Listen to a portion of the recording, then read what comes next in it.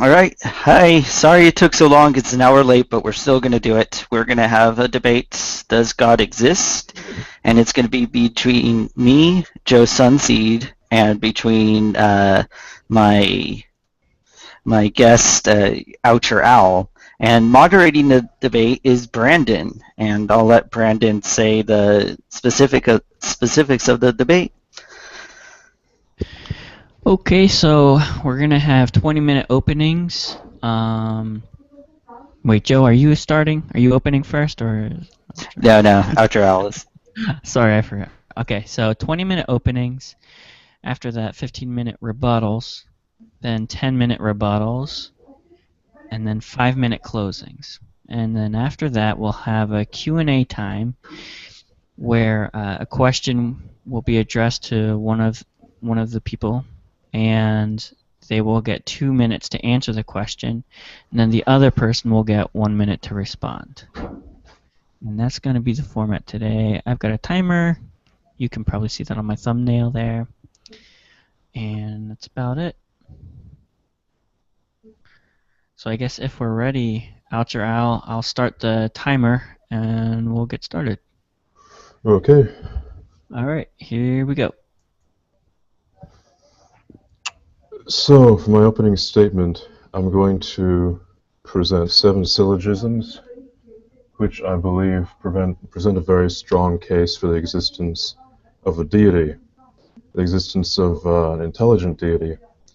And I will go ahead and make a few statements about causality.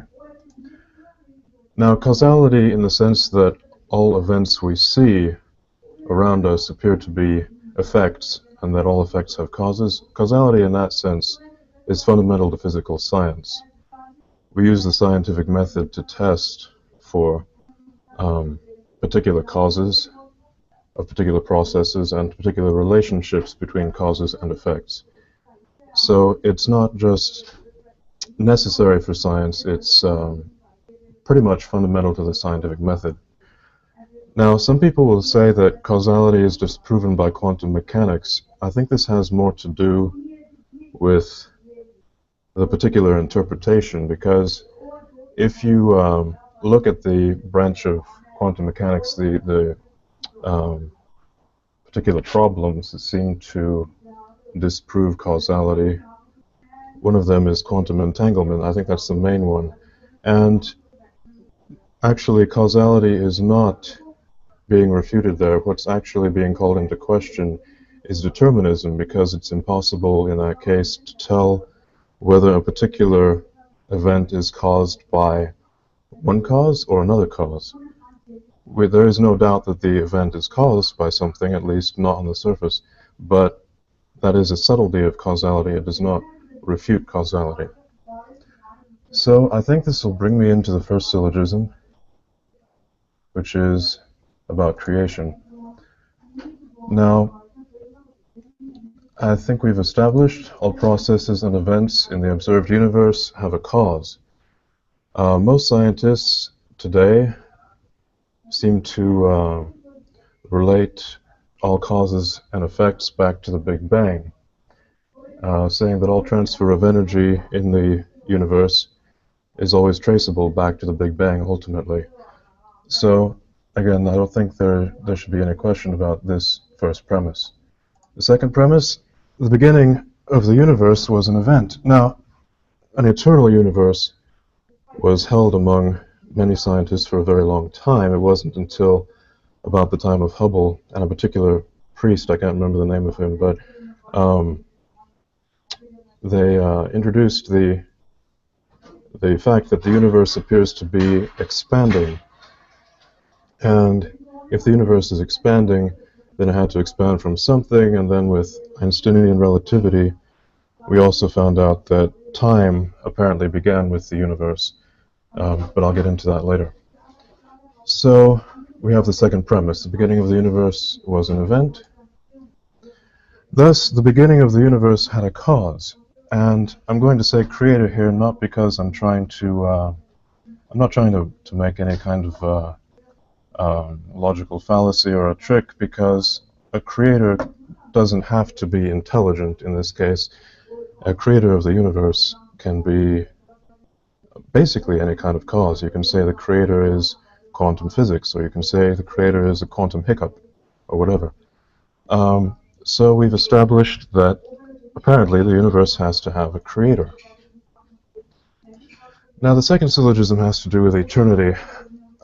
This is a common attribute of God, common to all religions, I believe, that are theistic.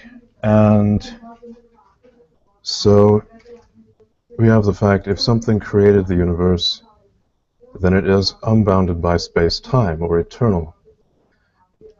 Time is supposed to have begun with the physical universe, so whatever created the physical universe could not be bound by time, otherwise it would have to exist at the same time as the universe. Therefore, since it can't actually precede the universe in time, it must be unrestrained by time. In other words, eternal. So, as we established in the first syllogism, the Creator, which has no name now, the Creator created the universe. Second premise. Conclusion, thus the Creator is eternal. Now we come to intelligence. This is also a common attribute of God in, I think, all theistic religions. This is where it gets kind of icky because many atheists have told me that there is no valid intelligent design argument, but I think this is going to be a valid intelligent design argument. First premise. It's not displaying. There we go. The first premise. All things that we observe, like computers, programs, and codes, have an intelligent origin. Now, people may say, well, there's an exception when it comes to life, and there's an exception when it comes to the universe. But I think the problem is, when we bring up exceptions like this, we're talking about particular theories. And no matter how good a theory is, even if it is a good theory, which I would debate in most cases, even if it is a good theory, it is still an inference about reality. It is not observed reality itself. A theory can therefore always be wrong. However, observed reality is never wrong. Data never lies. And when a theory conflicts with data, then the theory must be changed. You don't change around the facts to fit the theory, you change the theory to fit the facts.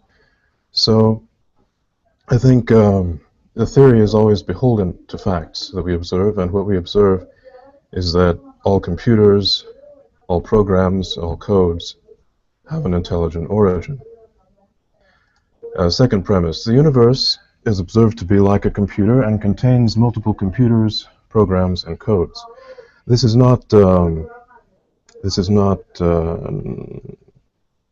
is a very common idea among scientists, that the universe is like a computer, but also I have a paper that I can access from a respected journal which states that the universe is in fact virtually identical to a quantum computer, which would mean, of course, that it is in every way like a computer.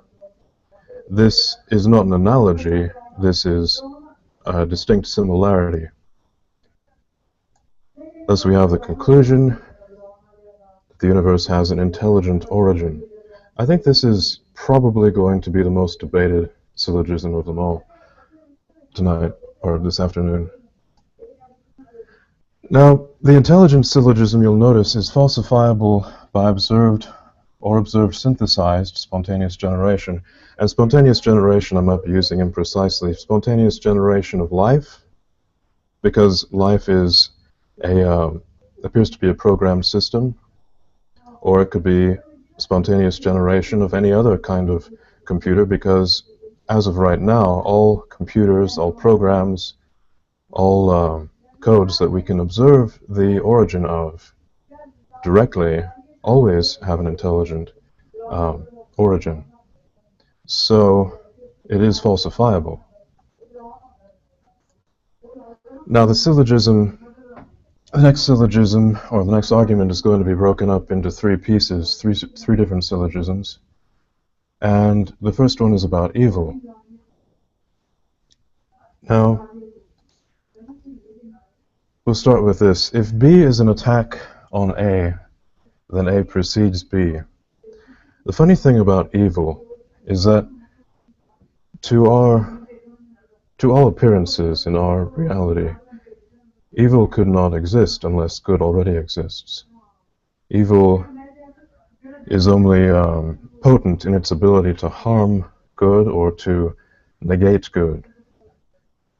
Thus, I think we can say evil is an attack on good. And thus, we can conclude good precedes evil. Now, the second syllogism in this argument is about good more directly. We see that good precedes evil, as established in the first syllogism. And then we already established that the Creator precedes all things because the Creator is eternal, and He is responsible, at least indirectly, for the beginning of time. This means He precedes all things other than Himself. And then finally we have the conclusion: the Creator precedes evil, or is good. Now, the Creator can't be evil because evil is always preceded by good, at least in principle. So He can be, if something preceded good, then He could be whatever precedes good, but there is no reason to think that anything precedes good. Thus, the Creator is good. Now, the third syllogism in this argument has to do with whether God can be corrupted and become evil. Now, the first premise is an eternal thing cannot change its nature in time. If an eternal thing could change its nature, then it would be dependent on time for its nature. Thus, it would be constrained by time, which negates the definition of eternity, that something is not bounded by time. The Creator is eternal. Second premise. Conclusion: the Creator cannot change His nature from good to evil. And then finally, the last syllogism, necessity of being. This has to do with arguments such that, well, if the universe had a cause and all events that we see have a cause, or excuse me, the beginning of the universe had a cause, then, well, why doesn't God need a cause? Well, we can establish if a thing is eternal, then that thing is uncaused. Because if something is eternal, then it didn't have a beginning in time. Thus, it could not have been caused by anything else. And we know the Creator is eternal. This was established from a prior syllogism. Thus, in conclusion, the Creator is uncaused. So we established, first of all, that the universe had a Creator, and we could say at that point that the Creator could be a quantum fluctuation or any other similar agent. And then we found out the Creator has to be eternal. And then we find the Creator has to be intelligent. Now, I don't think anyone here is going to say that a quantum hiccup or a quantum fluctuation is intelligent, or that any of the laws of the universe are themselves intelligent. The laws of the universe relate the different properties of the universe. They relate different processes, different events. They are not themselves personal or mindful. Thus, God must be mindful, and God is also good because good must precede evil. So I think that about sums it up. The universe had a Creator, the universe is eternal, the Creator is intelligent, good, and is a necessary being. At least in the colloquial sense, we always say a necessary being is something which caused everything else. And from our perception, at least, the physical universe can be seen as observed reality, and if something created a physical universe and time as well, then it must be the necessary being, which is eternal. And in the language of St. Thomas Aquinas, this we call God. Now this doesn't have to do with any particular religion specifically. I think Islam, Judaism, Christianity would all fit under these criteria for God at this point. So this is simply establishing the basis of theism, at least as I see it. And I think that about wraps up everything. I hope I didn't skip over any important point. God exists. If Joe would like to go ahead with his argument, I'm just fine with that. I don't think I have anything more to say at this point. Okay, so Al will yield the rest of his time and we'll move on to Joe now. All right, Joe, you ready?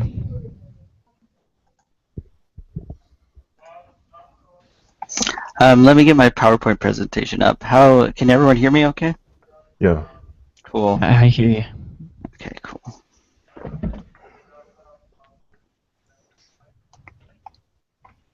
All right, you guys can see that all right? Mm-hmm. Yep. All right, cool.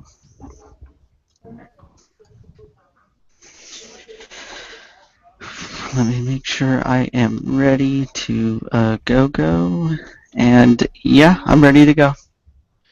All right, here we go. All right, thank you all very much. Thanks, Brandon, for moderating on such short notice. I think the best way to thank Oucher Owl for agreeing to this debate is to give him a good challenge. So here it is. Oucher Owl was nice enough to define his God for me before the debate, and he defines God as a good, intelligent, non-physical creator deity of the universe. I believe this God does not exist. And here's 4 arguments why. 2 quick ones and 2 longer ones. Here are the 2 quick arguments. If we have no good reasons to believe God exists, then that's a good reason to believe God does not exist. So far, I don't think we've heard good reasons to believe God exists, in part because my arguments will undermine the arguments given by Oucher Owl, and because of the specific problems I'll point out in his case in the rebuttal periods. So because we've heard no good reasons to believe God exists, I think we should believe that God does not exist. And right away, there's the first argument. Very simple. The second argument looks at many of the different types of arguments that are given by theists, such as the first cause argument, and many of the arguments actually that Oucher Owl gave, sans the argument that God is good. All of those arguments tell us nothing about whether or not God is a good God. As I said, that goes for all of Oucher Owl's arguments except for the one argument he mentioned that demonstrates God's goodness, which I can get to in the rebuttal period. So at best, what we can infer from those arguments is the following 3 possible gods exist. 1, a good God exists. 2, an indifferent God exists. And 3, an evil God exists. So the likeliness that a good God exists, if we grant these arguments, which I don't even think we can, the likeliness that a good God exists is equal to 1/3. This means the likeliness such a God does not exist is equal to 2/3. And if you don't mind, I'm going to mute you, Oucher Owl. Okay, there we go. All right. Since 2/3 is greater than 1/3, it's more likely God does not exist.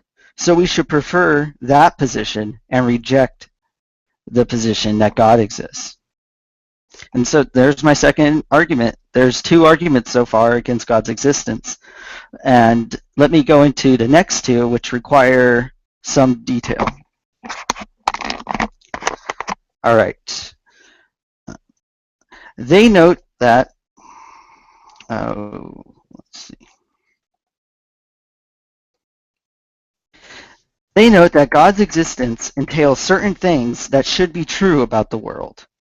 If we comb the evidence around us and find no support for these things, then God's existence is disconfirmed. Today, I'll focus on two things we should see if God exists. The first one is that pointless evil should not exist. The second is that non-resistant non-believers should not exist.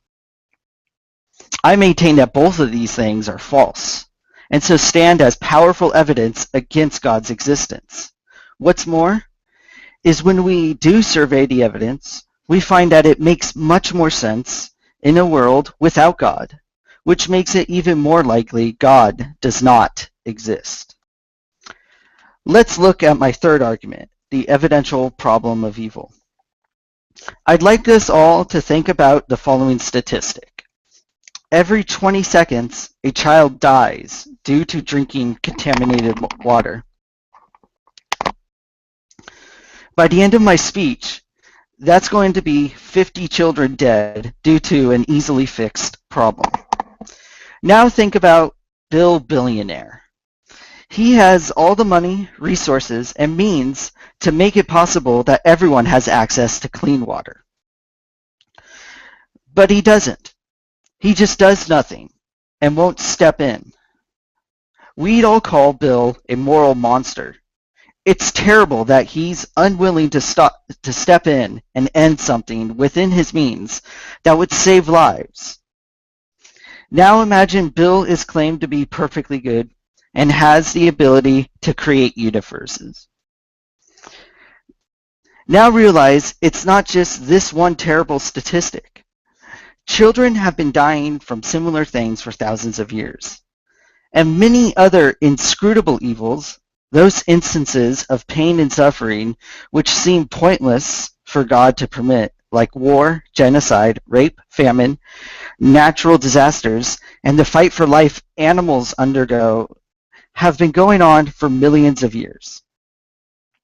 So much inscrutable evil means there exists too much pointless evil. Evil for which there aren't any good reasons for God to permit. If God exists, then pointless evil would not exist. Pointless evil does exist. Just look around us. Therefore, probably God does not exist. Let's consider what I mean by pointless evil a little bit more. Often, what's disturbing about the evil that is sexual assault is the pleasure the criminal receives from committing the crime. Why is it that our bodies continue to warn us of disease even after we ourselves are aware of our impending death? Why must cancer victims still feel so much pain? Couldn't they suffer a little bit less? Such pleasure, pain, and suffering seem gratuitous, especially if God exists, and if God is good. I call this pointless evil, and say it most likely means God does not exist. This is the evidential argument from evil, and theists have been hard-pressed to address it. What's more, all this pain and suffering makes more sense if there was no God. Without God, there's no divinely good creator deity obligated to protect us. Instead, mundane natural processes like earthquakes or weather patterns or political turmoil are more likely the cause of such pain and suffering. For example, the instances of pleasure, pain, and suffering I mentioned earlier make sense if they're the product of an indifferent biological process like evolution. Thus, the evidential problem of evil shows that God probably doesn't exist. And the fact that he isn't needed to explain the amounts of pointless evil in the world only confirms this conclusion. So that's 3 arguments against God's existence so far. Now here's the final, strongest argument in my opinion.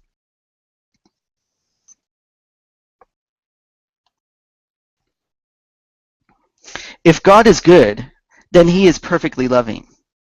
A perfectly loving God would desire a relationship with all of us when we inhabit the world.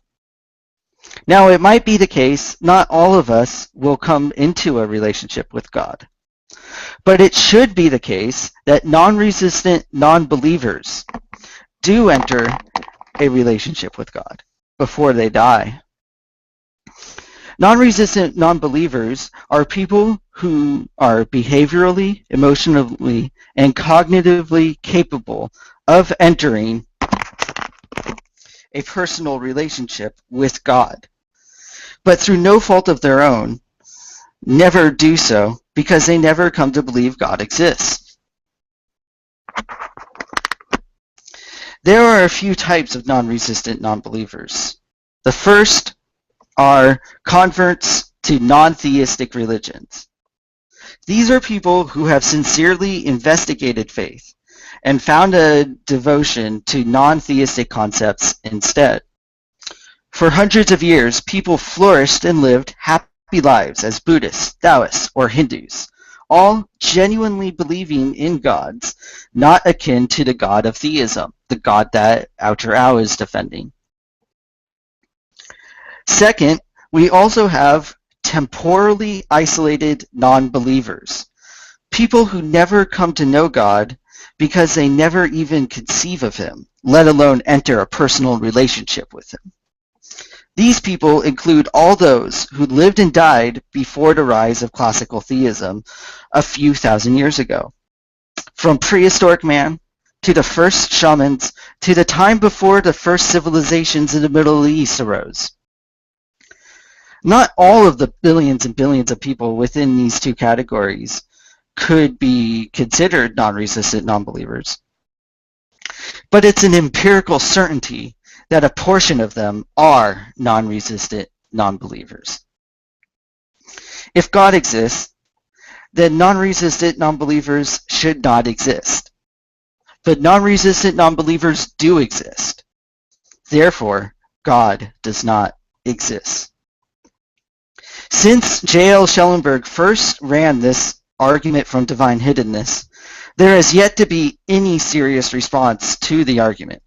Most have either ignored the fact that the argument is about a relationship with people while they are alive, and focus instead on issues of salvation or God's judgment. Or even more desperately, many attempt to deny the existence of non-resistant non-believers, which I maintain is an empirical truth and can offer more evidence of it if needed. The argument from divine hiddenness is a profound defeater of God's existence. The existence of non-resistant non-believers also make more sense if God doesn't exist, too. If there is no God, then it makes sense that so many sincere seekers of the divine find answers in religions other than theism. It makes sense that we have no evidence of any conception of theism until a few thousand years ago. And even after that point, many never become theists due to totally mundane, natural reasons beyond their control. So not only do the existence of non-resistant non-believers mean God does not exist, but their existence makes more sense if God didn't exist anyways. In sum, I've presented 4 arguments demonstrating God's non-existence. First argument is we have no good reasons to believe God exists, so that's a good reason to believe God does not exist. The second argument is that many of the arguments used to prove God's existence say nothing about his character, and so it's more likely such a God doesn't exist. Third, the staggering amounts of pointless evil make it probably the case God does not exist. And fourth, the existence of non-resistant non-believers mean God does not exist. Note that the evidence we do see in the world makes sense in a world without God, too. This fact is one that accompanies the points made by my last 2 arguments, and is one Outer Owl must address. Why is it the case that so many facts about the world make sense without even positing God's existence? In fact, I think in order to unearth his case from the deep grave my arguments have dug for it, Ao must address all of my arguments and defend his case against my criticisms. In particular, a criticism I have of his case is that almost all of his arguments only show that there is a God that exists. At best, the existence of a good God is equal to 1/3. And since 1/3 is smaller than 2/3, we should prefer the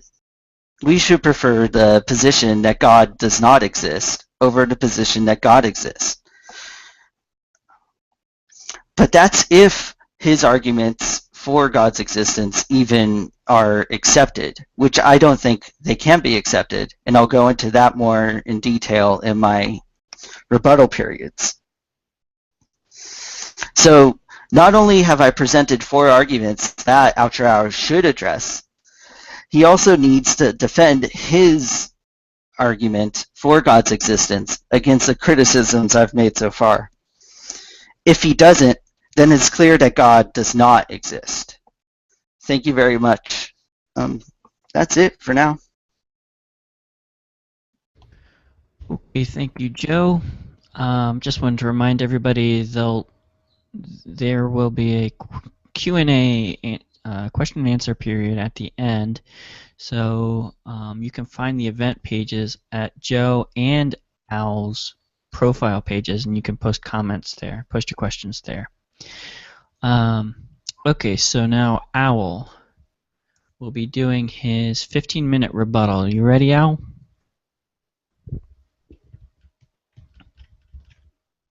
Let's see. Can y'all hear me? Yeah, I hear you now. Okay. Are you ready?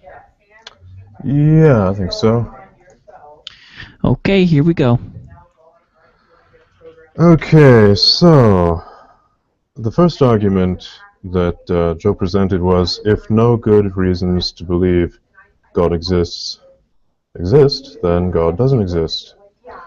Well, I think I gave a number of very good reasons. Actually, there were a chain of reasons, chain of syllogisms, which I tried to make certain were not disconnected in any way. So I'm afraid that particular argument will have to be addressed in sequence to my original arguments being rebutted.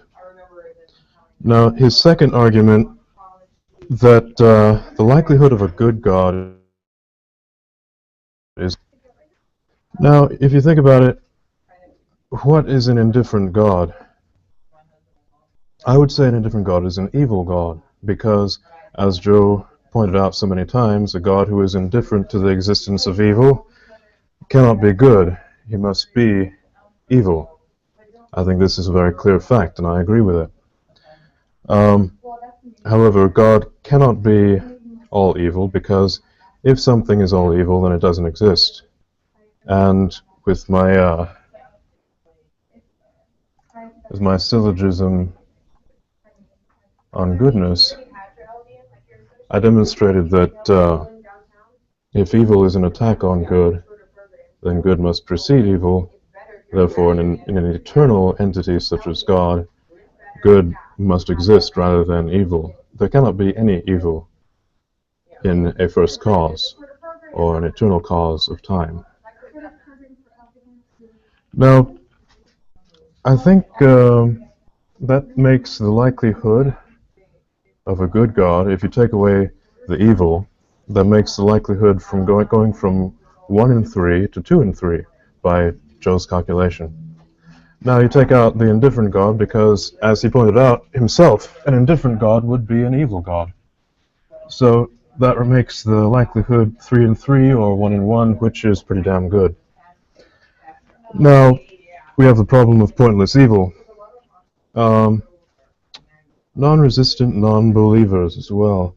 Well, pointless evil, that's probably one of the oldest objections to at least the classical ideas about God. Epicurus may have been the first to record it. Now, one fact that I think answers this in principle is that we know good can arise from evil.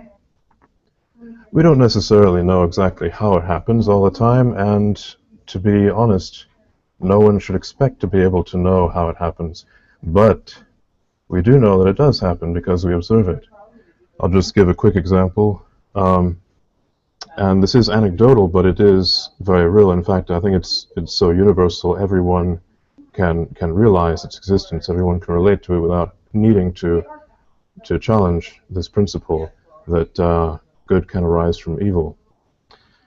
There was a kid who went on America's Got Talent as a comedian, and I remember watching this program. He had a stutter, and he said that he got a stutter from a very nasty accident in a car he'd had a few years back, and he thought it would ruin his life.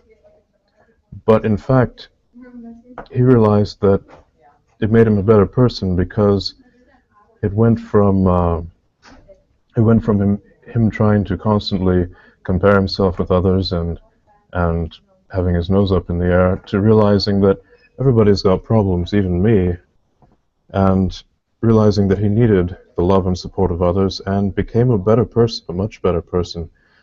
In fact, this was a very striking and, of course, moving point in the show because he acknowledged that the evil of the car wreck caused him to become better.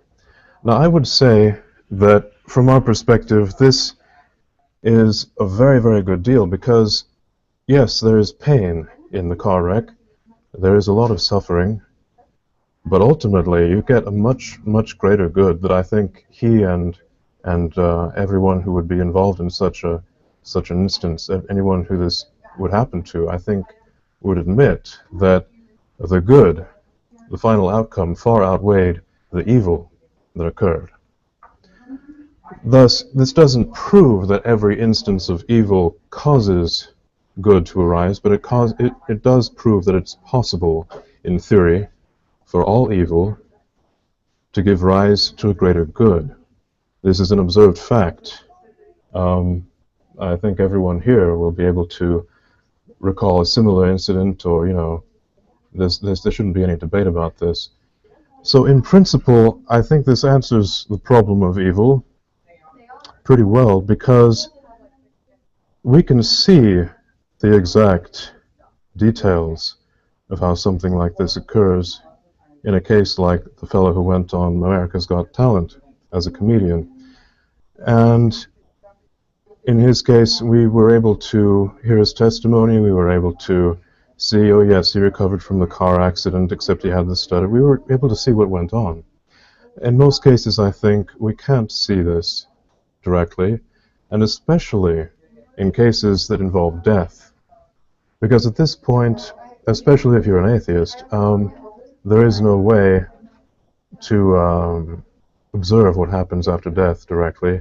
There is no way to know that some good is caused ultimately by any evil that involves death. However, from the example I gave and from the testimony of all human beings, basically at least all mature human beings, certainly, I think it is very clear that evil can give rise to good.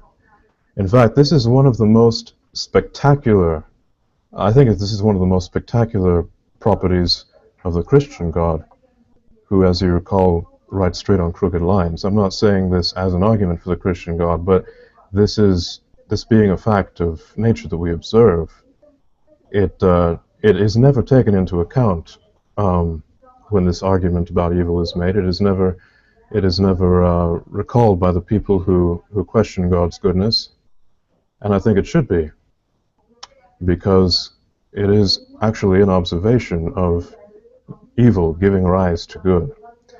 This is a universal idea. Even in the Eastern religions, they have a constant conflict between good and evil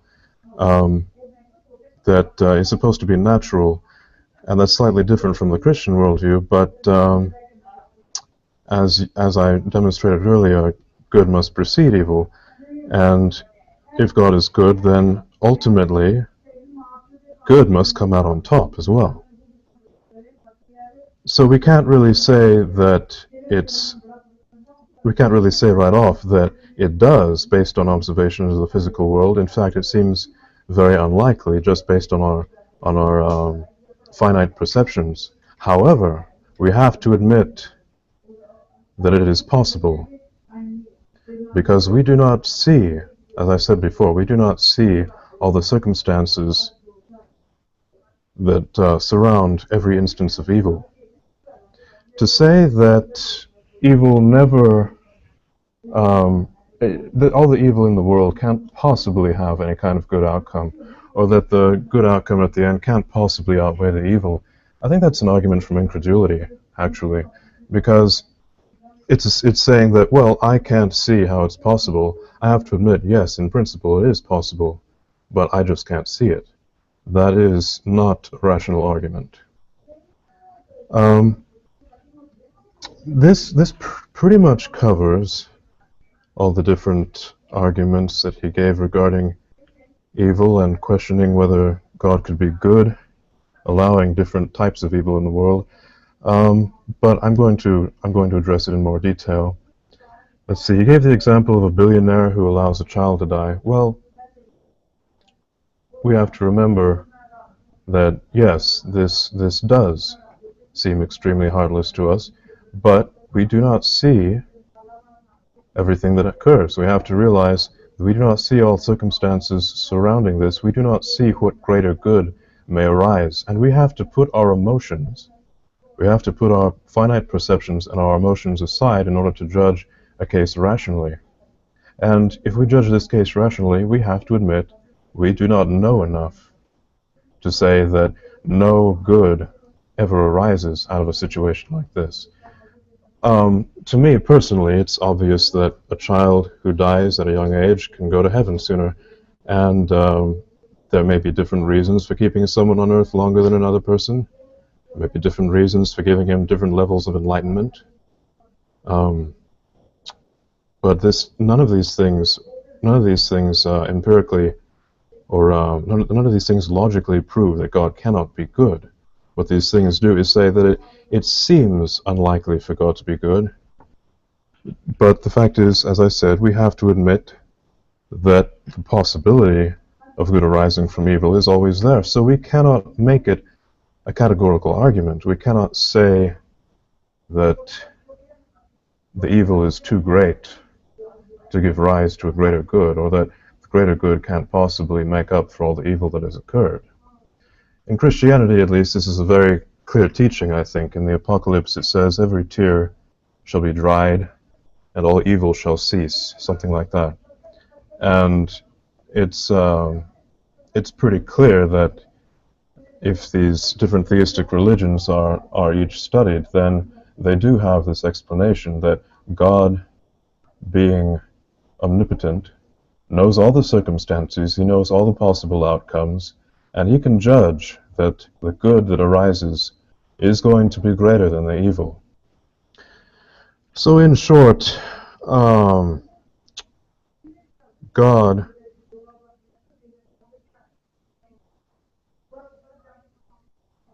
is capable of producing good from evil.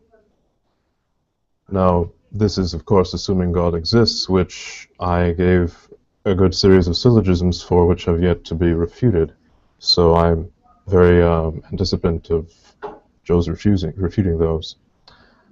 And again, I think the last one, he said, I have to refute, is why does the physical universe seem to make sense without God?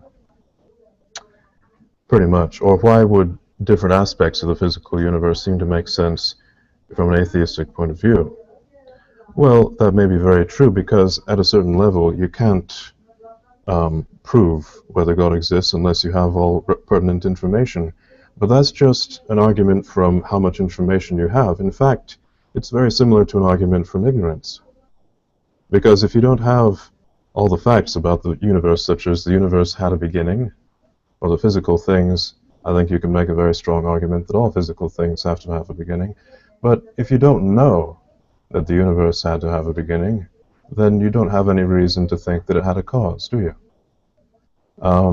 This is an example of a fact that is based on a limited worldview, that you don't know something, therefore you can't come to the conclusion that God exists.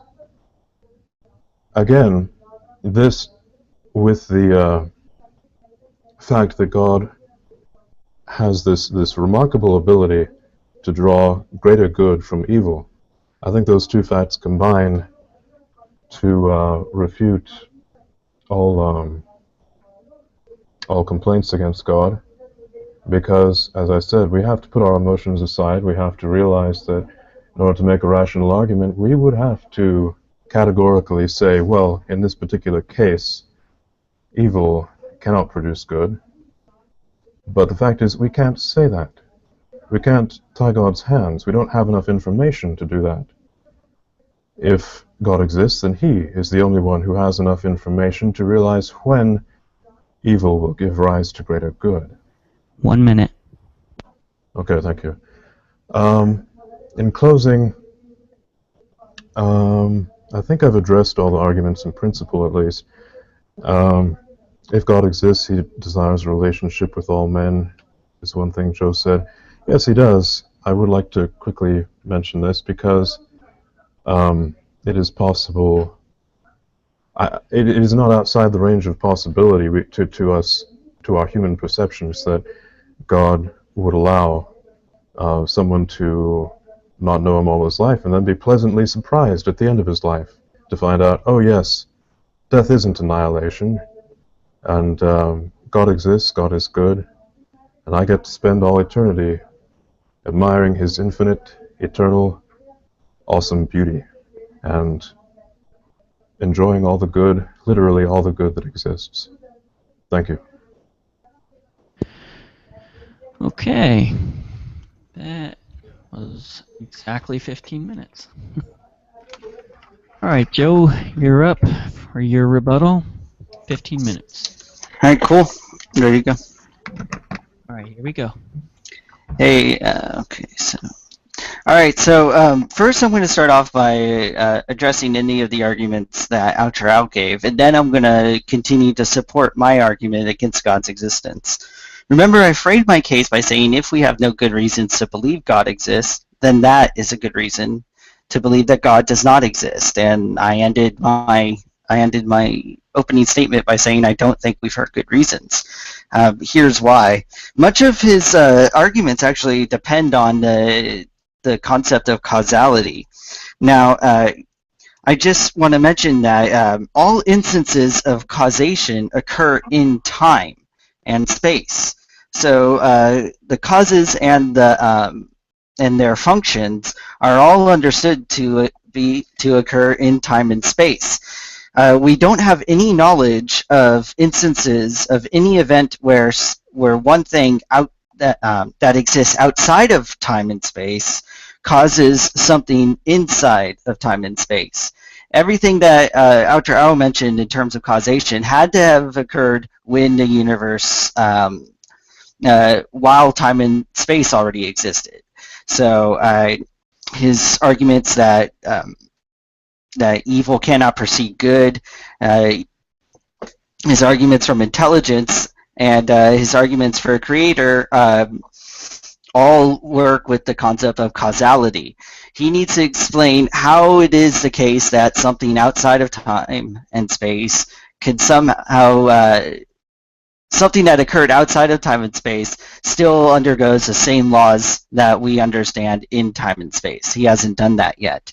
It could also be the case that their causes and their effects occur simultaneously. He also needs to address that issue. The other thing is, he said that the universe has a cause, and he referred to the Big Bang. The Big Bang isn't necessarily considered the start of the universe. It's considered the time when we're unable to explain things due to classical mechanics. Many cosmologists, I believe, still are just not sure if the universe had a beginning. many actually think that the universe is eternal. And if the universe is eternal, then there's nothing for God to have caused. So there it is. So there's an objection to the entire case that Oucher Al gave based on the scientific facts that we understand. The other issue is that there's also arguments against against the need for God. Quentin Smith in particular argues that it could be the case that every state of the cosmos is causally explained by a prior state, thereby accounting for the entire cosmos state by state, making a first cause unnecessary. So if there is no first cause necessary to begin the universe, then there's no God necessary to begin the universe. And that takes care of a lot of the case that was offered by Oucher Al. Let me double check if there's anything that I need to go after in particular. One of his syllogisms also talks about intelligence. Artificial things begin with intelligence, but immediately what I thought of was, what about biological organisms? Human being consciousnness intelligence is a sperm and an egg meeting each other, and then it forms into an embryo, fetus, and human baby. There's non-intelligence leading to intelligence. So I'm not sure if his third argument or syllogism actually makes sense. His argument that the universe is comparable to artificial intelligence or comparable to a computer also seems to be rather presumptuous. He needs to, it is the case that we could use things like mathematics and models that are abstract and ideal to understand the universe, but those are ideal. Those exist only theoretically. When we actually go out to the universe, we find that there's a lot of fuzziness around the edges. Things don't 100% conform to our mathematical models, to our theoretical models, but those models still help us understand the universe better. But the thing is that if the universe is more comparable to a computer in that sense, then such errors would not exist. So I disagree with his comparison of the universe to a computer. It's comparable to a computer in an ideal theoretical state that exists in our mind, but it only exists in our mind. There's lots of error we have to account for as well. His argument that evil is an attack on good, that's not how I define evil. I can go into more detail on that when I defend my claims. But he also simply just asserted that a creator can't be evil because good precedes evil. Again, this is defeated by the fact that any of our understanding of causality only already takes into account that we are in space-time. Any of the causal arguments that he's using for outside of space-time are unfounded. And it could also be the case that evil and good, that an evil God would create evil and good simultaneously. I mean, the thing about this is, if you're positing such a perfectly powerful deity who can create the universe, you could posit all manner of things. It needs to be something more specific in order to better explain things, especially things like the existence of evil or the existence of good. And as I said, it could be the case that the cosmos is explained by prior states, which account for the entire cosmos state by state, making a first cause unnecessary. So that gets rid of his argument of necessity. It also is the case that his arguments depend on the fact that a non-physical being is responsible for creating the universe or creating space-time, because God is a non-physical being. As in my definition, I recounted God as a non-physical being. There's no evidence supporting the existence of a non-physical being let alone the existence of a non-physical being that can create universes. So I think that the main issue with his case is that it depends on causality, and causality is something we only understand within space-time. And if it's something we only understand within space-time, that means that anything as God does has to occur within space-time. But that contradicts the argument that God created space-time, so his God probably does not exist.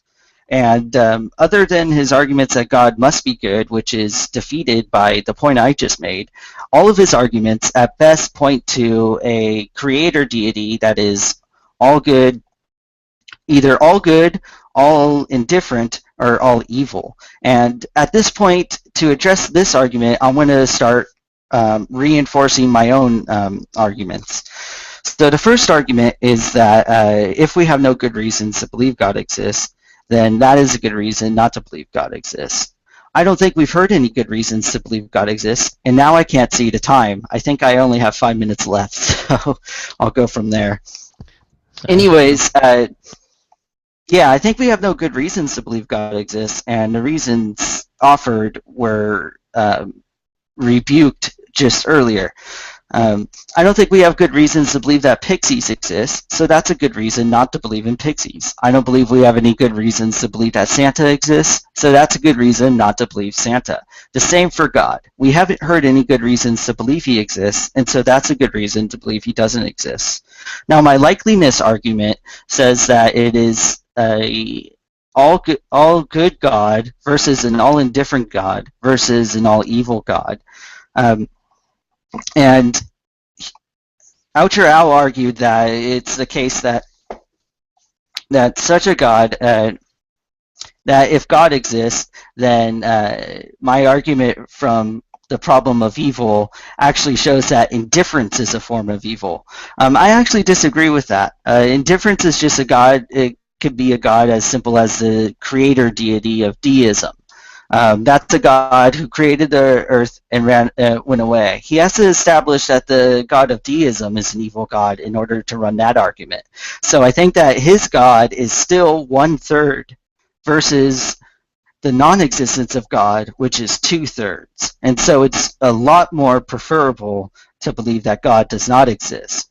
At best, he said that it would be 1/2 versus 1/2, which isn't putting a lot of confidence into his God anyways. That's just a flip of a coin, and God might or might not exist anyways. But that's not the case after all. It's still 2/3 versus 1/3. Now, he mostly focused on the problem of evil, and his argument hinged on the idea that we don't know if a greater good could arise from evil that we see today. And it ultimately led to the concept of skeptical theism. We don't know the mind of God. God moves in mysterious ways. What could be seen as a horrible atrocity today might turn out to be a good later. But since he hasn't established that his God is good, we can use the same argument for an evil God. We can look at all the good in the world and go, why would an evil God allow so much good in the world? And the evil God defender's response would be, well, some of the good today could just be there to allow for a greater evil later on down the line. If that argument can be used the same for an evil God, then it's a completely vacuous argument when it's used for a good God. And that's if we're even talking about a good God, which Outer Al has failed to establish. The other thing is that take, for example, the sexual assault example I gave in my argument. In that example, someone underwent a brutal, horrible sexual crime.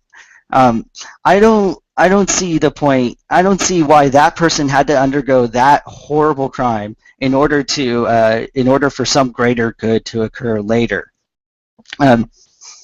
That seems to be appalling. Why could God not enact that greater good without having someone to suffer so much?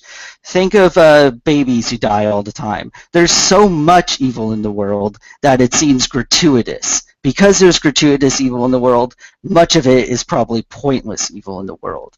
It would be pointless to have people undergo such horrible sexual crimes in order for some good hundreds of years later. Why must those people suffer, especially if God is able to create universes and is eternal and is supposed to be good?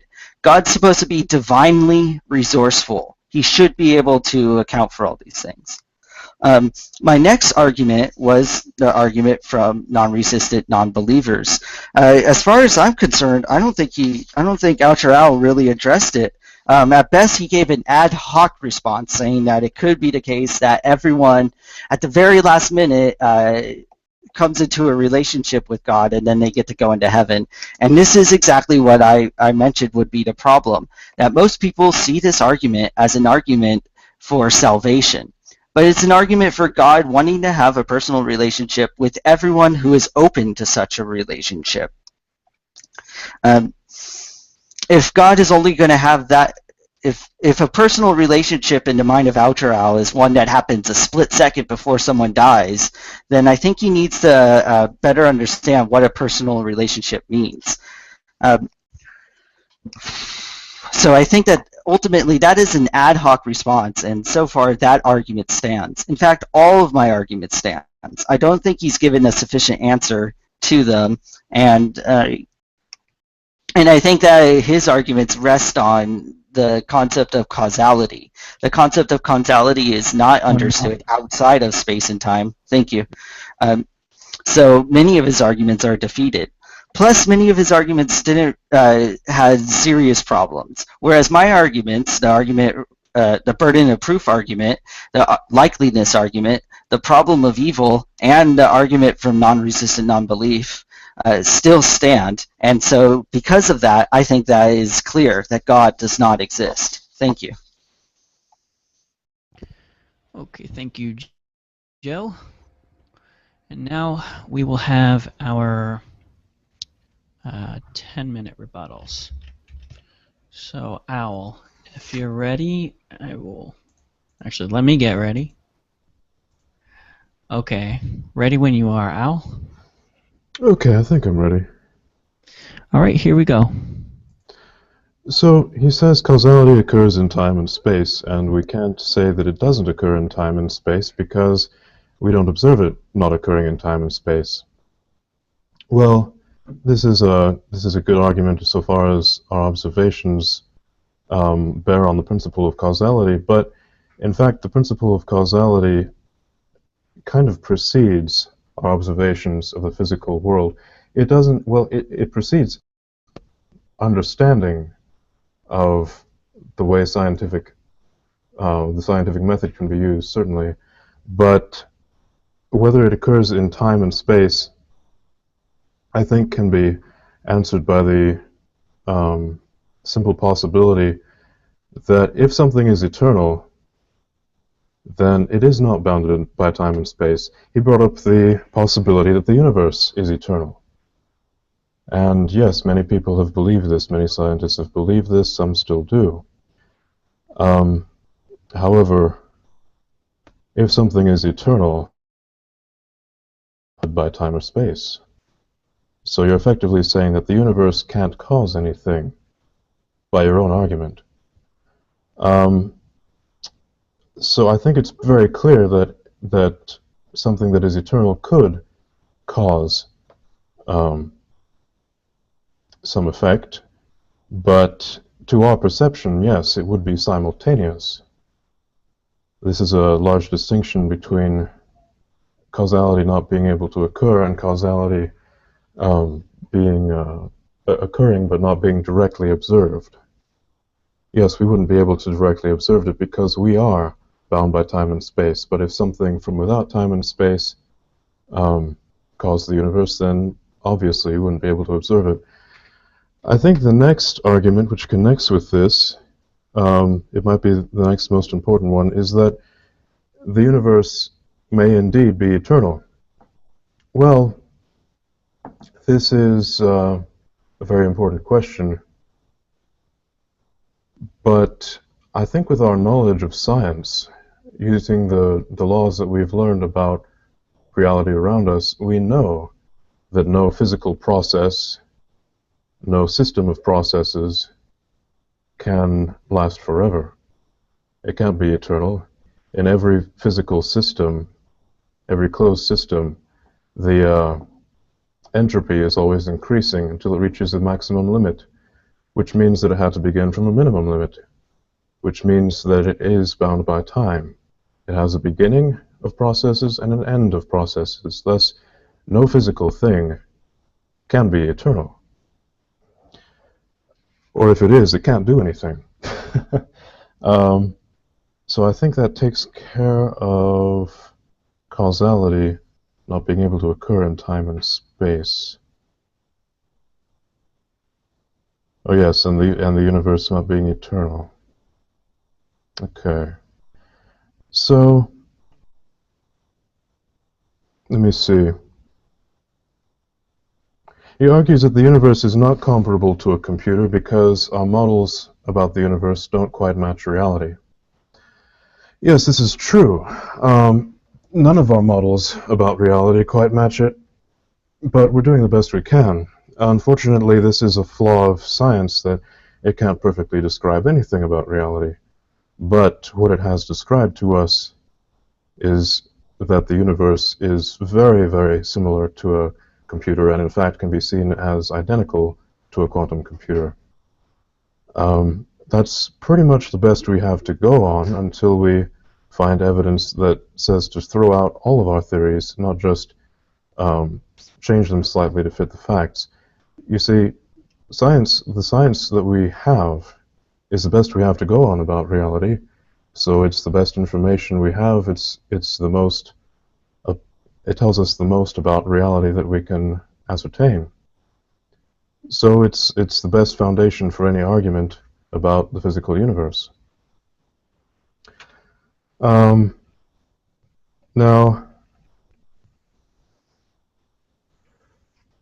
he says there is no evidence supporting a non-physical being. Well, there is no direct evidence.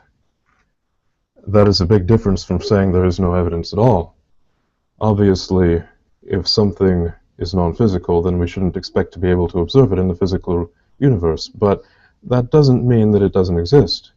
It also doesn't mean that we can't find evidence for it, and I believe my syllogisms gave very good evidence of God's existence, as I will continue to refute his objections to them.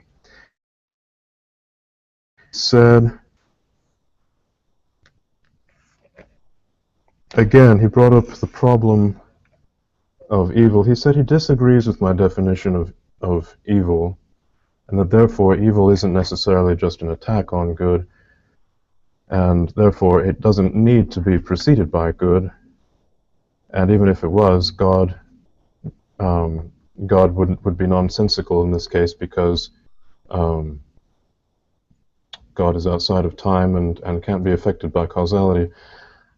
Now, in the case of evil, I was hoping we would not have to get into the muddy distinctions of exactly what good and evil are. There's about as many opinions about that as there are people in the world. But I think we can establish some very definite common ground, and that is that evil is only evil in its capacity to destroy good. For example, a leech is not evil except that it has the ability to suck blood. I mean, we know a leech is nasty because it can harm us, it's gross, it's unpleasant to us human beings, and it seems to attack something good. I don't think there is any case of evil that can exist by itself. In fact, if you take the classical definition of good as being anything which all humans desire, then being is included under good. So that means that if something exists, then it is by that very nature good. Thus, something cannot be all bad. Something must always have some good in it. And I think my argument that evil is an attack on good, I think it stands very strongly. I don't think it's been refuted. I think he would have to give me a concrete case of evil existing on its own, evil not being measured in its ability to attack good, because otherwise evil can only be seen as a measure of the negation or harm that it causes good. Which puts my syllogism about evil back on the table. And let's see, I think there were a couple more things.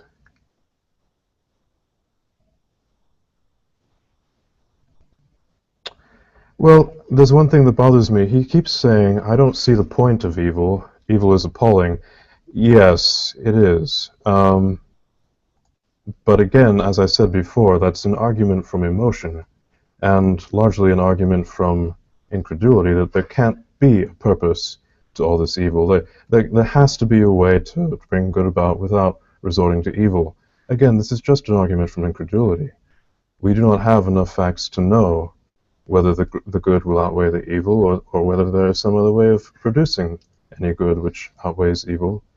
Thus, we cannot make a judgment that evil has no reason to exist. And from my argument, we see that good can be produced by evil, and in many cases is. So, again, it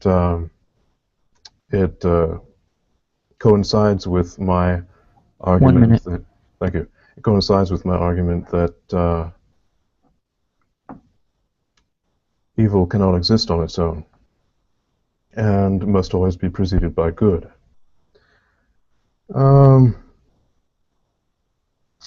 This is the primary objection to his argument about non-resistant non-believers. I don't think he caught that, but again, he's saying this is an instance of evil, the non-resistant non-believers not being able to know God in this life. Well, God, we don't know what reasons God may have for postponing the knowledge of someone with him to the afterlife, but we have no reason to be skeptical that there is a reason, because we simply do not have the knowledge that God has. I think this is a simple logical fact. I think that's about it. Thank you. Okay, and that's time. So, let me reset here. All right, now we're going to go to Joe for his 10-minute response. You ready? Yep. Okay, go. All right, here I'm going to respond to more of the issues that were brought up, and then I'm going to, again, solidify my original case. I brought up several arguments against Oucherar's arguments for causality, and many of them I don't think he addressed. I was a bit confused, actually, by his argument about causality. He said that if the universe is eternal, then the universe can't cause anything. I don't think I actually said that the universe was the cause of anything. I agree with the consensus of scientists that we just don't know. We're not sure of it yet. I don't think I ever mentioned any causal claims. I just mentioned that the universe can be uncaused, and I gave several reasons why I think that is. In particular, I mentioned that every event follows another one, can be said about the universe. That's perfectly consistent, and it means that there's no need for a God to cause the universe. He also didn't address my concern that how can something that exists outside of space and time, which would be God, cause things that occur within space and time? We have no knowledge of that, and it's not just an appeal to ignorance or an argument from incredulity to point these things out. It's a point that if you're going to be making the claim, you need to substantiate that claim. Nothing can just be simply asserted. And so because we don't have an answer to those two things I mentioned, I don't think his case for causality holds up. I brought up the other issue that if God is what caused the universe, then God would have to be a non-physical person, but we have no evidence of a non-physical person. And here again, I was a bit confused that Oucher Owl mentioned that we have no direct evidence but he mentioned that his entire case is indirect evidence that non-physical persons exist. If his case is refuted by the fact that things that occur within space-time are the... Let me start that over. If it is the case that all causality is understood as something that occurs only within space-time, then his explanations fall apart, and so he hasn't addressed this issue, and he hasn't even given indirect evidence of non-physical persons. His response to my confusion over his intelligence argument is to say that no physical thing can be eternal, so the universe can't be an eternal, and the universe is something comparable to computers, so it's a thing. But the thing is, the universe isn't a thing. You can't just call the universe a thing and then say no physical things are eternal. The universe is much more than a thing. It can't be thought of as things that exist within the universe. That's not how it's thought of in cosmology, and it's not how it's thought of in even the philosophy of science, for example.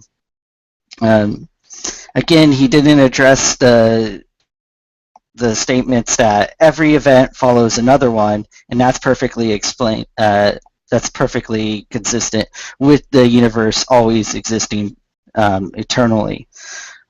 The other issue I want to bring up is, in general, I don't see positing God's existence as a good explanation for things about the universe.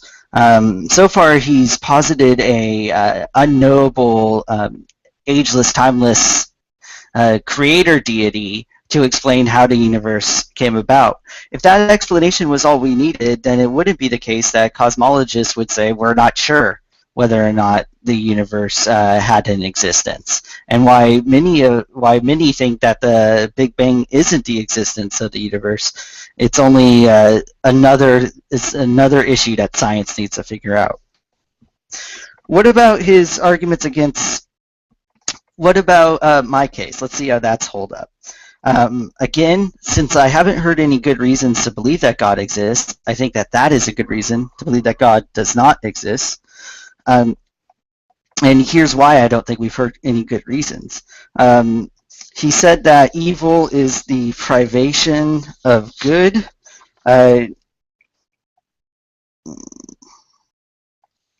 Well, my problem with this is that is stubbing your toe or passing kidney stones is not just a lack of pleasure. It is a positive sensation we feel.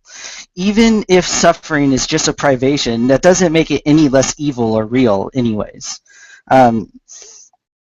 If your friend's baby died, would you go up to them and say their baby isn't really dead, but merely deprived of life? Privation or not, evil should be avoided if there's no God-justifying reasons for allowing such evil. And also, frankly, this is just a word game, defining evil as a privation of good. For example, if there was a cookie jar and I ate all the cookies so you couldn't have any cookies, then you blamed me for emptying the cookie jar, it'd be really lame of me to say I was the source of the emptiness of the cookie jar, but there wasn't a positive quality of emptiness in the cookie jar. That's just a privation of cookies. No, I wouldn't accept that. You wouldn't accept that. We all wouldn't accept that. And he keeps on saying that this is an argument from emotion or an appeal to emotion. This isn't the case. You and I both agreed that the definition of God we're working with is a good God. By definition, a good God wouldn't do the things that we clearly see all around us. A good God wouldn't let such gratuitous and pointless evils occur. And in all seriousness, yeah, a good God wouldn't allow such things to occur. Therefore, a good God probably does not exist. And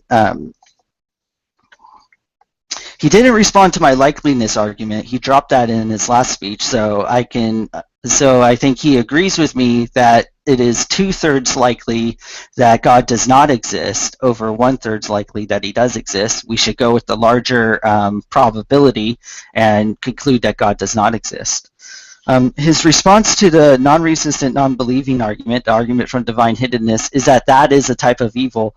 I disagree, and so do most philosophers, as well as the philosopher who came up with the argument. The argument isn't an argument concerning the problem of evil.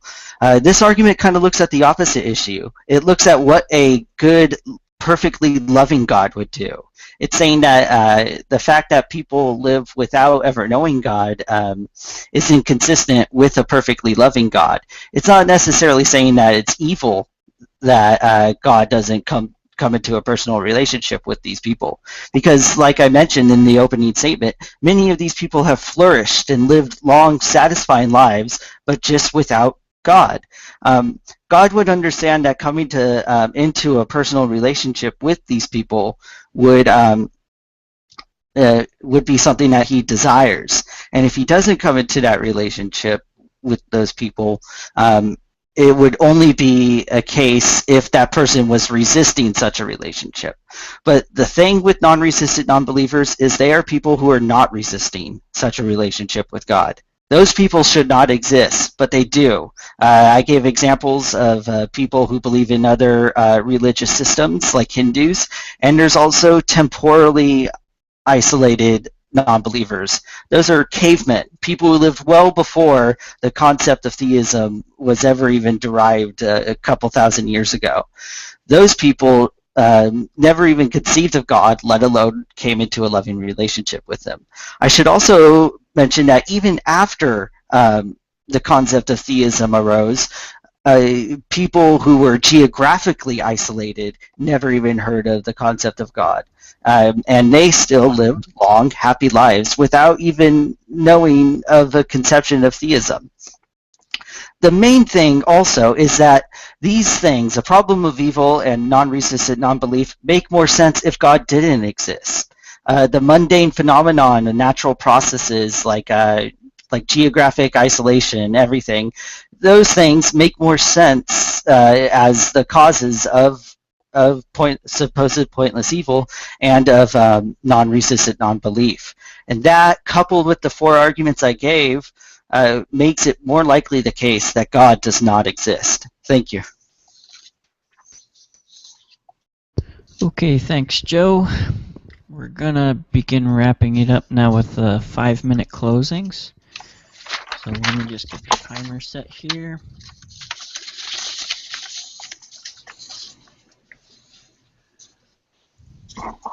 All right. Now we will go to Owl. Are you ready, Owl?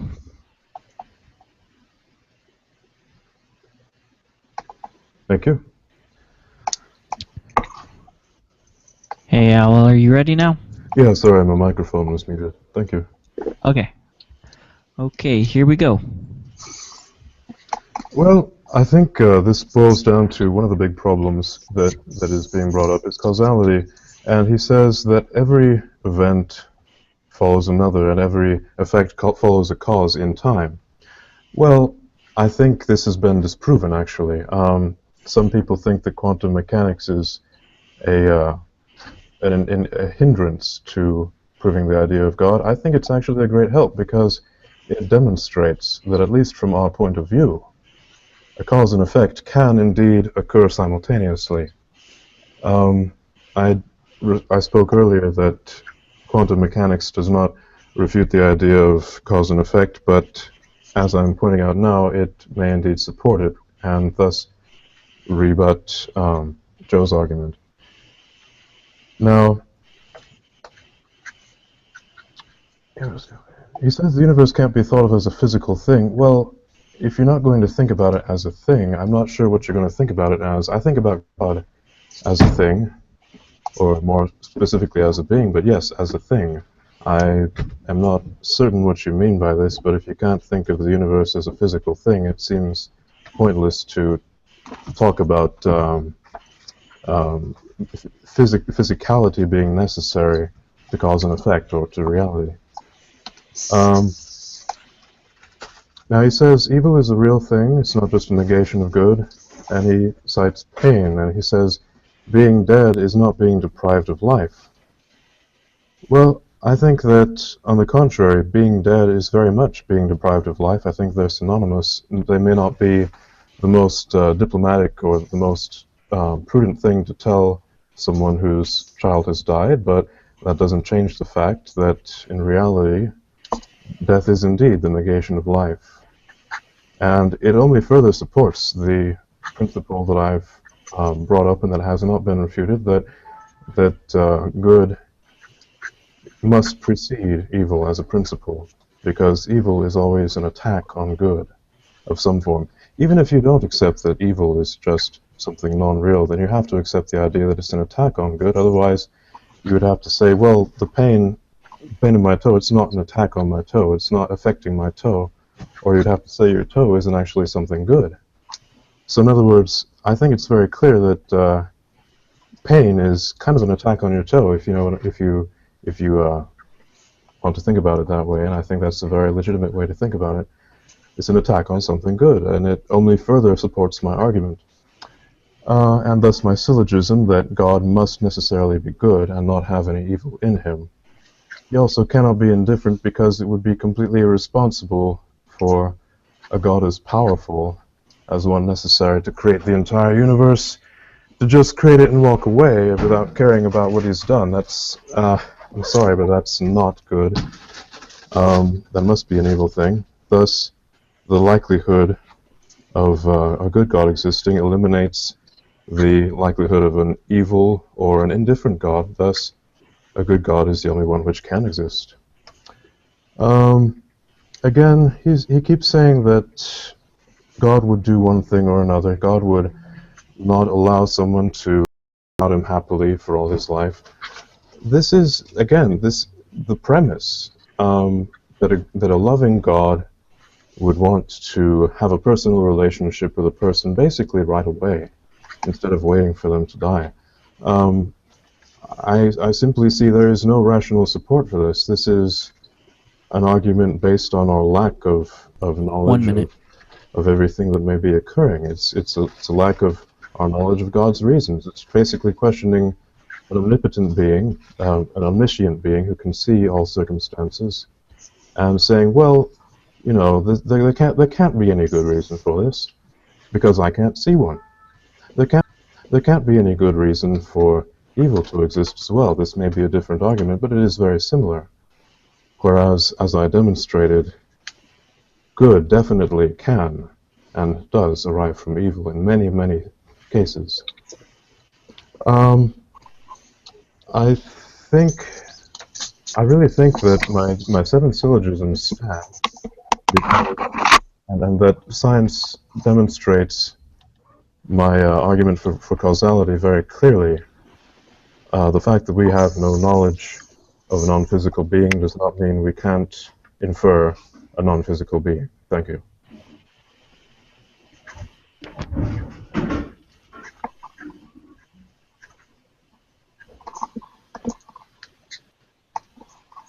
All right. Is it my turn?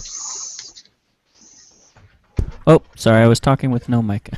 All right, Joe, your concluding remarks, 5 minutes. You ready? Yeah. Okay, go ahead. All right. Thanks, Al. Thanks, Brando. It's been a lot of fun. To just briefly cover the arguments that were given and my own case, I'll say that in the concluding remarks, quantum mechanics was brought up, and I'm not really sure how that was relevant to my case. I never brought up quantum mechanics. I'm actually the one who brought up the concept of simultaneity. And if things can occur simultaneously, this kind of makes his argument that goodness must precede evil vacuous, because it could be, or at least a false dichotomy. It's not either or, it could also be simultaneous. So that defeats that argument. Since most of his arguments depend on the causality, I don't think that he's addressed my argument that how is it that something outside of space and time can affect something within space-time? That's never been discussed. He said that he thinks of universe as a thing. I think that I actually messed up there. What I meant to say is that you can't. We could certainly think of the universe as a thing in our models and everything, but the universe itself cannot be thought of as cannot be isn't really comparable to what we understand as things, because what we understand as things is something that happens temporally, something that happens within space-time. Since the universe itself is not something that happens within space-time, we ultimately can't think of it as something. And as far as I could tell, he didn't really address my argument against how intelligence can arise. I mentioned that we can have two non-intelligent things propagate intelligent things. A sperm and an egg come together to eventually make us. We're pretty intelligent, hopefully. So that argument stood. And what else? I'm not really sure if he addressed the events preceding. Every event can be followed by another one.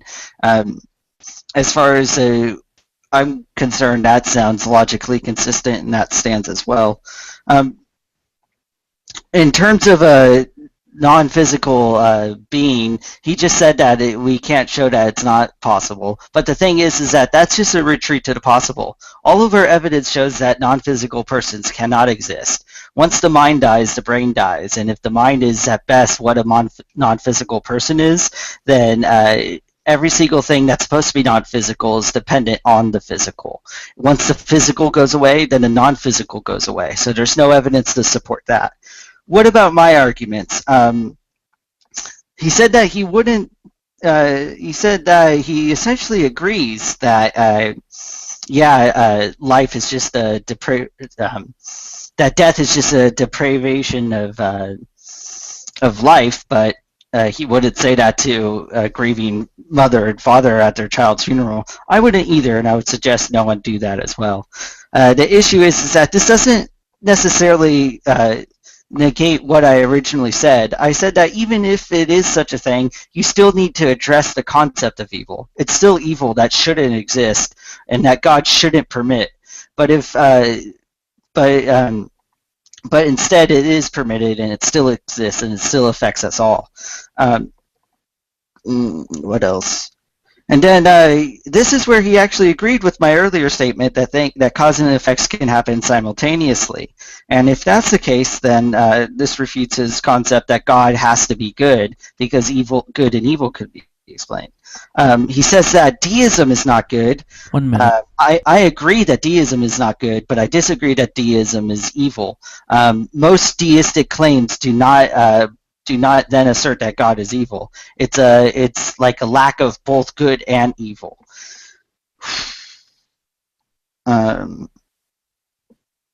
And the thing with argument from divine hiddenness, these are claims that I'm making predicated upon God's definition. God is supposed to be good. He's supposed to be perfectly loving.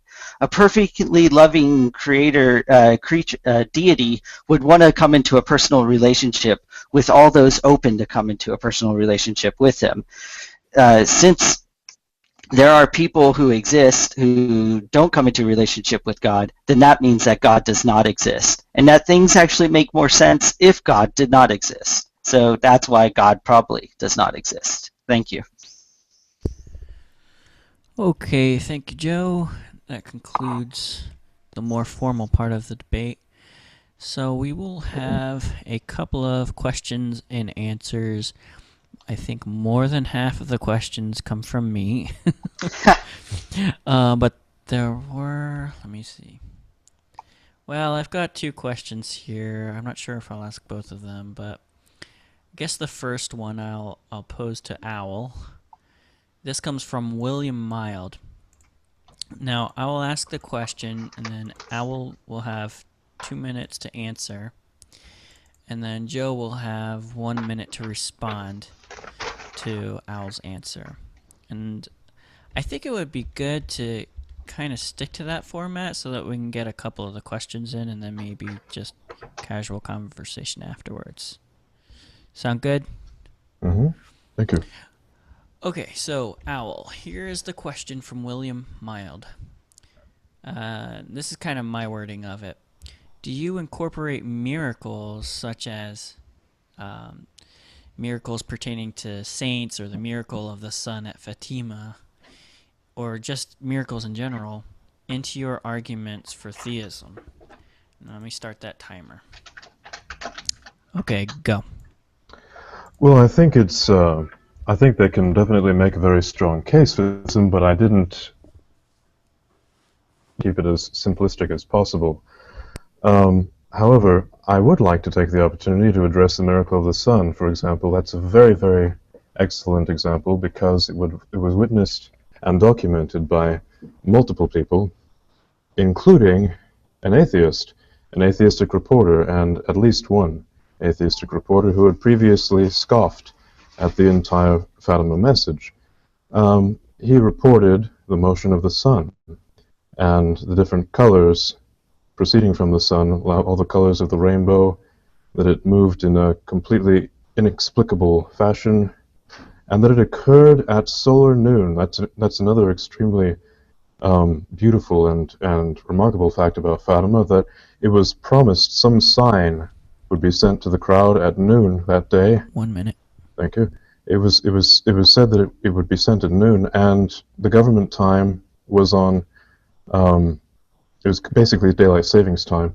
So what would have been at 1 o'clock government time was actually solar noon. So people were standing around waiting, and then the miracle occurred not at the government time but at solar noon, and that is extremely strong evidence that it was not faked. It is also a fulfillment of basically a prediction, you could say, by the seers of Fatima, that yes, a great sign would appear at this time, and it was documented again by sources who were not biased, or else would actually have a negative bias. They would be biased against the entire message, yet reported it as an actual fact. And I think this is just completely ignored by and unknown about by many people.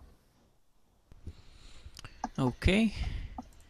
So, Joe, you will have 1 minute to respond. Okay. Okay, I'm ready? actually Go. I'm actually familiar with the miracle of the dancing sun. It happened, I believe, in Portugal, right, in the early 1900s. The thing with that is it's often used as an argument against the accuracy of eyewitness testimony, which is often the whole case supporting the resurrection.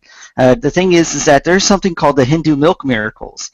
These occurred in 1994. In the Hindu milk miracles, people in temples all around India saw statues of Ganesh drinking milk.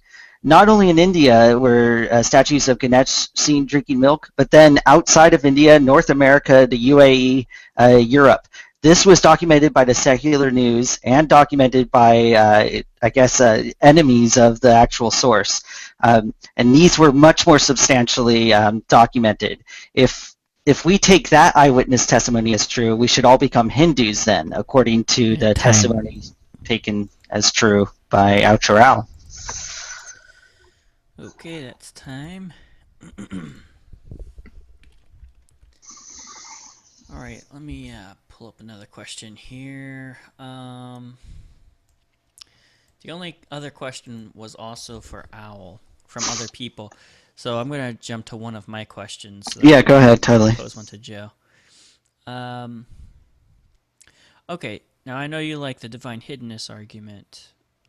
So my question for Joe is, doesn't the divine hiddenness argument pertain more to the character of God than to God's existence, which is the subject of the debate?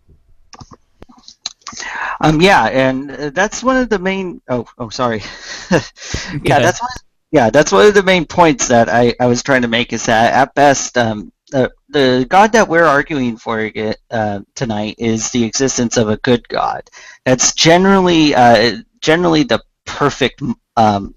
The perfect God model is what the most persuasive forms of theism are run by in the literature and by most theists. And it's what most people who consider themselves monotheists actually believe in. They believe that God is perfectly good.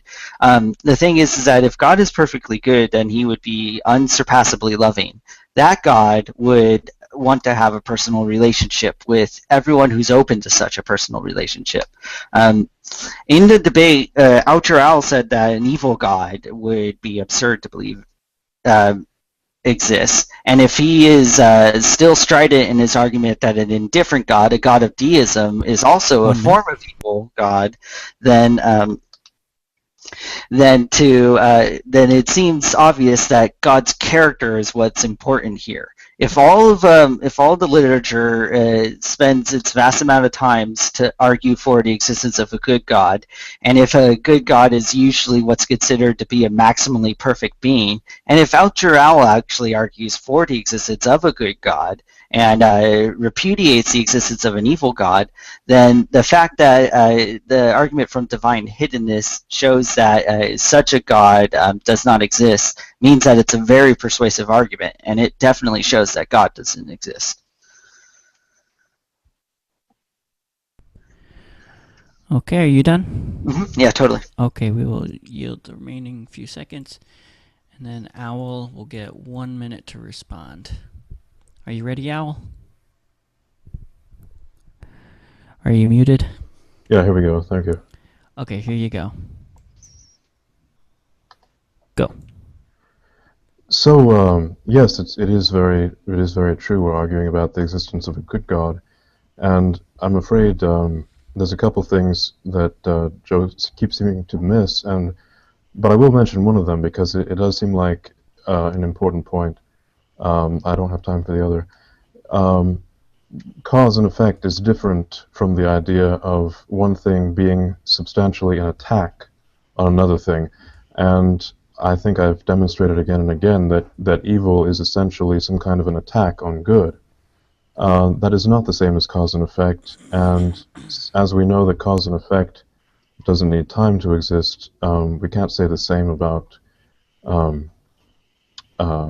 good and evil, because as my syllogism demonstrated, an attack always has to come after the existence of whatever it's attacking, and that's just a simple fact. Okay, time. All right. So, I have one other question from the audience. I don't even know what I think about this question, but I'm just going to ask it. And this question is posed to Owl. It comes from Lay Bacon. And here's the question. If we all came from God, why is there still God? I don't really understand the question, but I'll give you 2 minutes to answer. Okay, yeah, thank you. I think I understand the question. He's poking fun at people who say, well, if men evolved from apes, why are there still apes? And fortunately, I didn't think the argument should be nearly complex enough to bring anything like that up, so it doesn't quite apply. But I could take the question seriously. I could say, well, if God is an eternal being, which I believe I demonstrated very clearly, then eternal beings are not bounded by time, and therefore they're not bounded by any event in time, including our creation. So it has no influence on whether we exist or not. Thank you. Okay. Now, did you want to offer a response to that, Joe? I can respond to what, well, you can start the timer. Okay, here's the timer. Go. Okay. Yeah, I can respond to the last thing he said. I don't think that there's any utility in positing an unknown in order to explain other unknowns. We're not sure about whether or not the universe is eternal. We're not sure whether or not what occurs after the Big Bang, if it is something that can be causally understood. The thing is that positing an all-knowing, all-powerful, eternal, non-physical, ageless, and good deity in order to explain that unknown isn't going to be very helpful. In the past, you could posit unknowns in order to explain unknowns, but usually they've all been things that are within the closed system of the natural universe of everything we know. And if the success of science shows us anything, things that are explained by things we already know and understand usually are the better explanations for things, not something like God's existence. Time. All right. The last two questions are from me. I have one for each of you. Cool. So the last question was posed to Owl. So I will pose this question to Joseph. All right. So Joe, do you think that atheism bears a burden of proof? For example, that when we see things that look designed, atheism has a burden to prove unguided nature can produce those things. And I will start the timer now. Sure. I kind of see that as two questions. I think that it depends on what type of atheism. There's several different definitions of it. For burden of proof, I think that strong atheism, which is the active belief that there is no God, it does have a burden of proof in the set if it wants to be meaningful. But then there's something like weak atheism, which doesn't have a burden of proof. The issue is, I think it's better in general to act as if you do have burden of proof, to give a better explanation. And that's what I tried to do in the debate tonight. I tried to establish that there were problems with the view of theism, and then to give better explanations. Now, in terms of the intelligent design argument that you gave, I think that atheists themselves don't per se have a burden of proof against it, and atheists themselves don't necessarily have to be against the concept of guided, I guess, I'm not sure what the exact phrase you said, it's guided something, but as long as atheism is just a lack of belief or the active disbelief in God, as long as it's not God is guiding it, atheists can actually be even behind or for intelligent design. I think there are some who are actually for intelligent design. But to argue against intelligent design, because I don't think intelligent design is a good explanation, it's clear that they do have the burden of proof to say that there is some sort of teleological pattern to the biological world, if not the biological world, then the entire universe. It depends on which intelligent design argument you're arguing for. So I hope I answered both questions all right. Okay, now Owl will get 1 minute to respond. Well, then, timer. Thank you. Okay, go. As I understand it, the question was, does atheism have a burden of proof against design? And I think the answer is very clear, yes, because design is a principle that we see all around us in regards to sophisticated systems like computers, in regard to codes, in regard to programs. And I think every biologist can agree that all living things are essentially machines, very similar to computers. DNA involves the gene code, and cells are programmed to do a specific thing, like grow into a human being. So we have an observed principle, which atheism has the obligation to provide a better explanation for. And as I pointed out early on in my argument, observation always takes precedence over theorizing. It always takes precedence over inference, no matter how good. Okay. So now this will be the final question. And I will pose this question to Owl. So Owl, what is the difference between your theistic arguments and a God of the Gaps argument? I'll give you 2 minutes to respond. You ready? Yeah. Okay, go.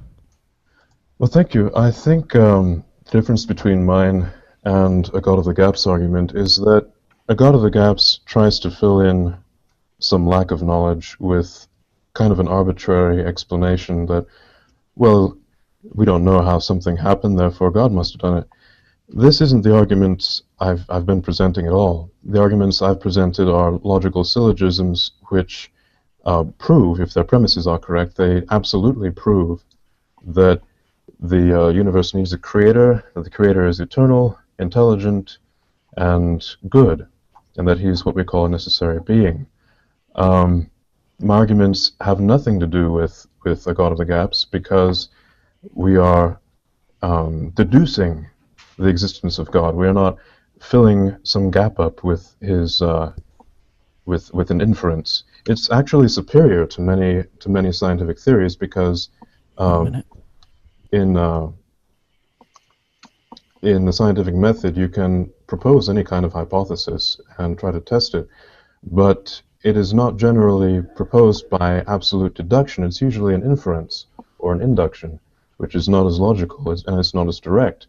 My arguments are all from deduction, which means that they have nothing to do with God of the gaps. It can be a very difficult distinction to see sometimes, and it's very easy to get them mixed up. It's very easy to abuse them, one or the other, but they are very, very distinct because, as I said, God of the gaps is filling in some gap in our knowledge with God kind of arbitrarily, but my syllogisms are deductive proof. They have nothing to do with inference or arbitrary filling in of any gap. Okay, thank you. And now, Joe, you have 1 minute to respond. Are you ready? Yeah. Okay, go. I guess I actually agree. I don't think his arguments were God of the gap arguments at all.